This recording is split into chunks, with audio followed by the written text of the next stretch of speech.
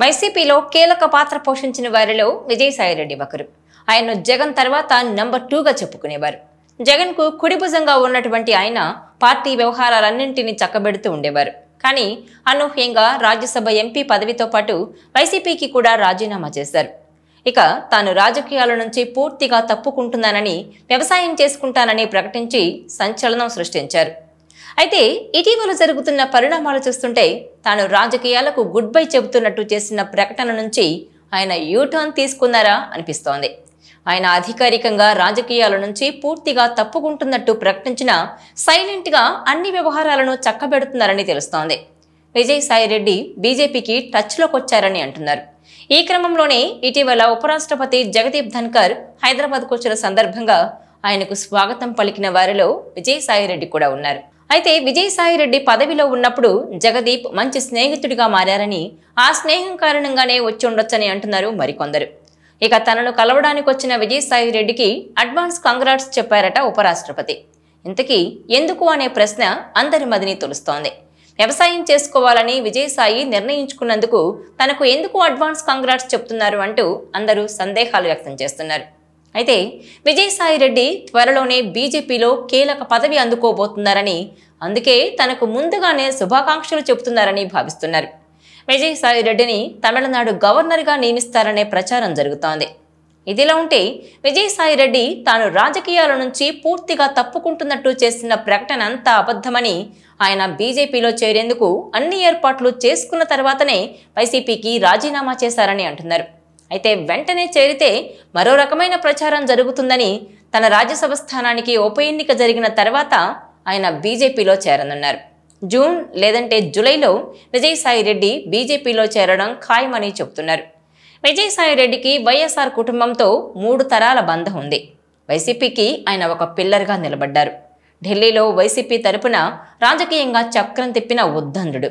కష్టకాలంలో కూడా జగన్కు వెన్నంటే ఉన్న నేత. వైసీపీకి వీర విధేయుడు. ఇంతటి వైసీపీ కరుడుగట్టిన నేత రాజకీయం వద్దు, వ్యవసాయం ముద్దు అని నిర్ణయం తీసుకోవడం వెనుక కూడా రాజకీయమే ఉందనే ఆసక్తికర చర్చ జరుగుతోంది. అటువంటి పెద్ద అయిన వైసీపీని వీడిపోతారని ఎవ్వరూ కలలో కూడా అనుకోలేదు. వైసీపీలో విజయసాయిరెడ్డి స్థానం శాశ్వతం అనుకున్నారు. కానీ విజయసాయిరెడ్డి సంచలన నిర్ణయం తీసుకున్నారు. జనవరి 4వ వారంలో వైసీపీకి రాజీనామా చేసి గట్టి షాక్ ఇచ్చారు. అంతేకాదు రాజకీయాలకే దూరం అన్నారు, వ్యవసాయం చేసుకుంటానన్నారు.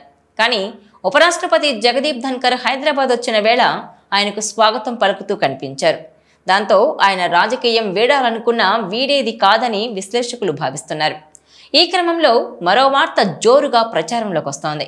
విజయసాయిరెడ్డి బీజేపీలో చేరిపోతారని, ఆ పార్టీతో విజయసాయిరెడ్డికి మంచి సంబంధాలున్నాయి.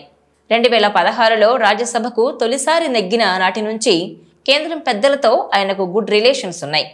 ఎంతలా అంటే ఒక దేశ ప్రధాని ఆయన పేరును గుర్తుంచుకొని మరీ పిలిచేటంతగా. అంతేకాదు అత్యంత శక్తివంతమైన నేతగా గుర్తింపున్న కేంద్ర హోంమంత్రి అమిత్ షా అయితే ఆయనకు అపాయింట్మెంట్లు కోరిన వెంటనే ఇచ్చేంత పలుకుబడి ఉందని చెబుతున్నారు. ఇలా ఢిల్లీ సర్కిల్స్లో రకరకాలుగా ప్రచారం అయితే ఉంది. నిజానికి విజయసాయిరెడ్డికి బీజేపీ పెద్దలతో మంచి పరిచయాలున్నాయి.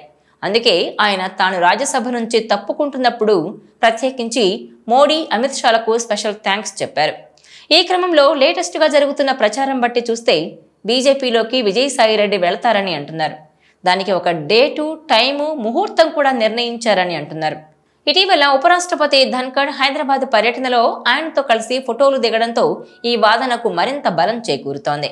రాజకీయాల నుంచి విరమించుకుంటే బీజేపీకి చెందిన ముఖ్య నేతలు ఎప్పుడు ఎవరొచ్చినా ఎందుకు హాజరు వేయించుకొని దండాలు పెడుతున్నారన్నది చాలా మందికి అర్థం కావడం లేదు. కానీ విజయసాయిరెడ్డి మాస్టర్ ప్లాన్ ఏంటో తెలిసిన తర్వాత అందరూ ముక్కున వేలేసుకుంటున్నారు.